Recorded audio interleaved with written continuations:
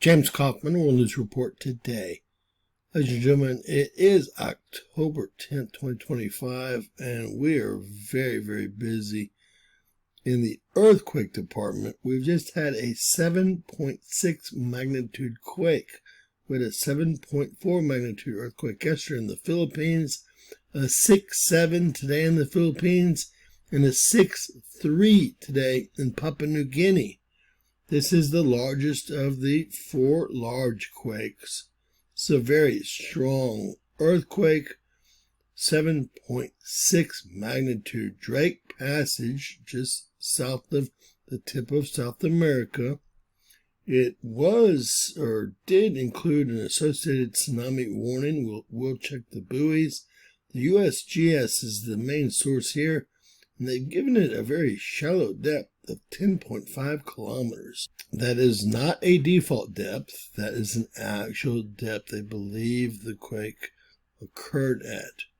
Now, ladies and gentlemen, this is all due to the coronal hole that's been Earth-facing, and we've been getting, killed by solar winds and whatever those strange plasma blasts are every day, which we're about to go over again.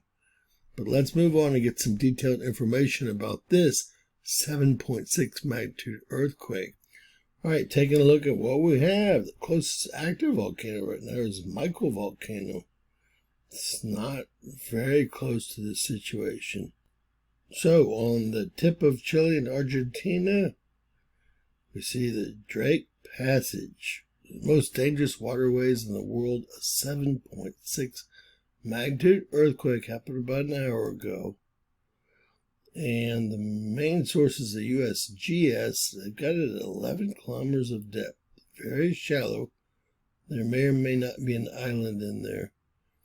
This is the area that, South America or any continent is the very closest to Antarctica.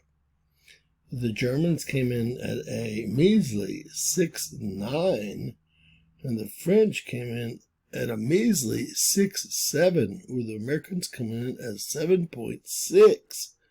Makes little sense. Both the Germans and French have default depths. Let's get some detailed information here. Find out what's going on. All right, instead of very strong, we're looking at a major magnitude 7.6 earthquake. And hey, this is getting up there as strong as they get, folks. We're going to find out exactly how strong it is in just one moment here. This happened again about 1 hour ago. This was a strong one, ladies and gentlemen, a 7.6 with very few reports because it's in the middle of nowhere. USGS being the main source here. They have all the geophones down there.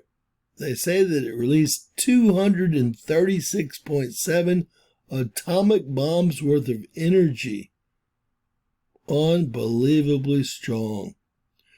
We've only had that one quake, the 8.5, 8.6, in the last 10 years that's been this strong. I think we've had some other 7.6s as well. 236.7 atomic bombs worth of energy released with this bad boy. Good thing you weren't sailing through the strait. Believe it or not, it's a very shallow depth area, but only 14 people felt this. So I believe that there's a monitoring station right here, right where the quake occurred, and there is a population on this island here. This is off into the ocean, but it's very, very shallow part of the ocean. So someone got the full effect. A total of 14 people reported it total, and 13 of them were right here. The other guy was at the actual recording station itself. All right, let's see what everybody has to say. The USGS is 7.6. 10.5, 11 kilometers. That's the real depth. That's followed by the Germans at 6.93. Nowhere near as strong. Default depth there. The French at 6.71. Default depth there too, nowhere near as strong. Here we have the Australians coming in at 7.63. Even stronger than the USGS. They have a default depth, but a stronger reading. We have a 7.6 coming from the Incorporated Research Institute for Seismology, and they have an actual depth. I think they must have followed suit with the USGS. What a sham, as usual. That's all they ever do. Wow. It looks like we have Chile coming in at a 7.8 magnitude quake here. They have it at default depth, but can you even imagine a 7.8 here? The Italians came in at a 7.1. The Europeans came in at a 7.7. The Italians gave it a depth of 15 kilometers, and the Europeans gave it a default depth of 10 kilometers. So we have a 7.8 mentioned here by Chile, and a 7.63 mentioned by Australia, who usually gets it right, in my opinion. Now over to the National Data Buoy Center, and what do we find? We have absolutely no buoys. We still see our two going off from that 6.7, 6.8 over here. But our 7.63, 7.6, 7.8, well, there's no buoys there to tell us if there was a tsunami created or not. So we'll just have to guess. Wow, what a big quake. I would guess that it did create some sort of tsunami, especially in such shallow water right there. Can't believe we have no data available for this. All right, in summary, the USGS came in at 7.6. Chile itself, sits right on top of this, came in at 7.8. Australia came in at 7.63.